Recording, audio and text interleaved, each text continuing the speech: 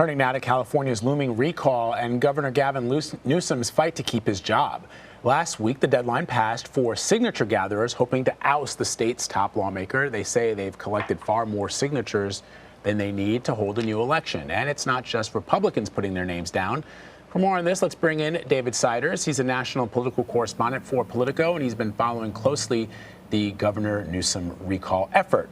So, David, this is the sixth attempt, we should point out, to recall Governor Newsom since he took office in 2019. And he's not the only governor that has been under this recall effort in the past.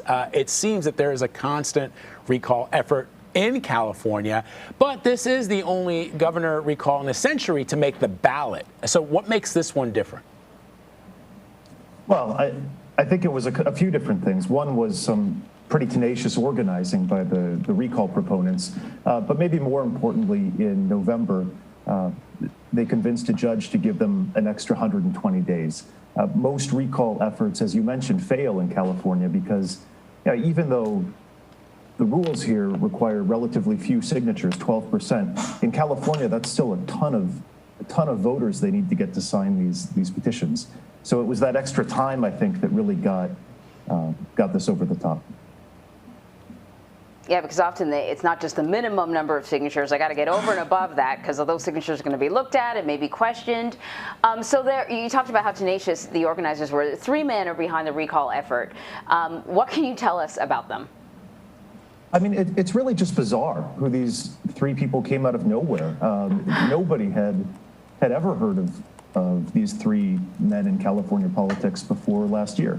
And even the origin of how they got interested is, the lead proponent of this, the person who wrote the petition, turned it in, and is what's called in California the original proponent, retired sheriff's sergeant from the Sacramento suburbs who, he wouldn't have done this had he not been laid up with a bad back and searching around on the web, at home, and saw some Newsom videos and became frustrated with them.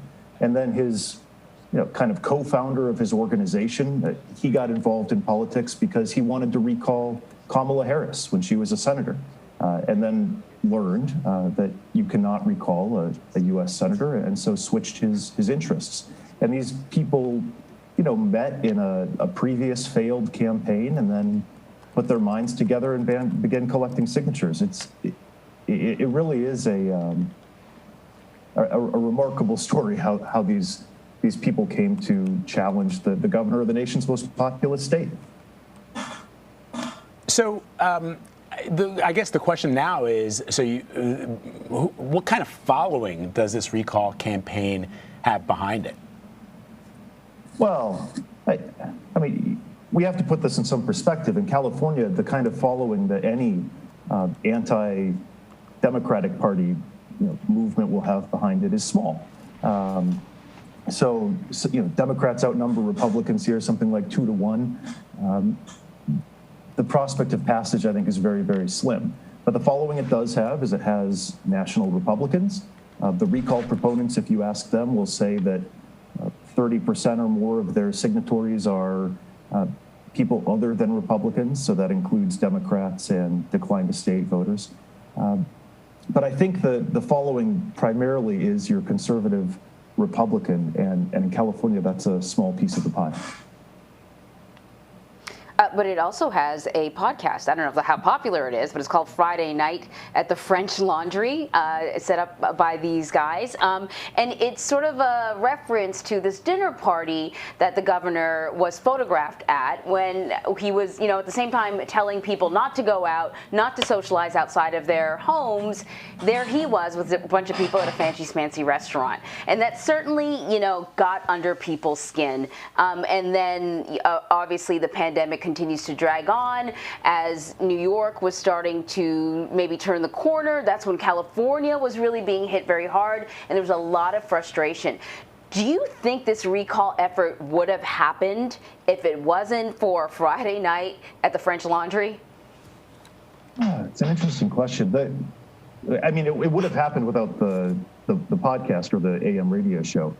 Whether it would have happened without Newsom. But what about the incident? I mean, I think so. They already had something like 650,000 signatures in October.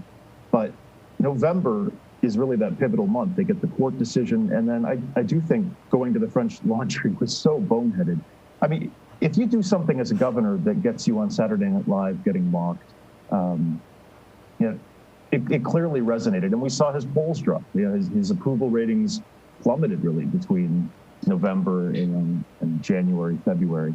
I do think that, and the reason that was so critical was not because, I don't think necessarily just because of the hypocrisy, but because what Newsom's opponents have always tried to pin on him is this elitist, he's an elitist, and whether fairly or not. If he had gone to the burger joint down the street for a non-social distance party, I don't think that would have been such a big deal. But the French Laundry, geez, $350 to start, and it's impossible to get a reservation. I think people sitting at home were really upset about that. Yeah, I mean, and that it's the issue that many people have with politicians of both political parties. As Anne-Marie said, it's do as I say, not as I do. And you recently wrote that this recall will either be a quote triumph of grassroots democracy or a sign that in politics there are no rules anymore. I've long thought that it is the latter, that there doesn't seem to be any rules, at least as it applies to politicians. The only rule that seems to matter is brand building, is owning people on social media. What did you mean by that, and what kind of impact could it have on politics in the state? I think I might be coming around to your view, in part because of the experience here. I guess what I meant was in the narrower construct of how something politically gets done. And typically it involves a lot of money, paid consultants. And in California, what these three people who nobody had heard of have done is something kind of remarkable.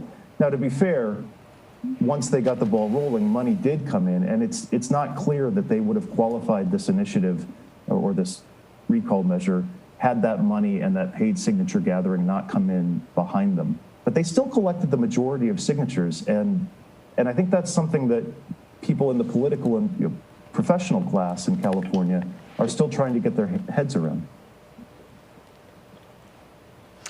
David Sider, thank you so much. Thank you.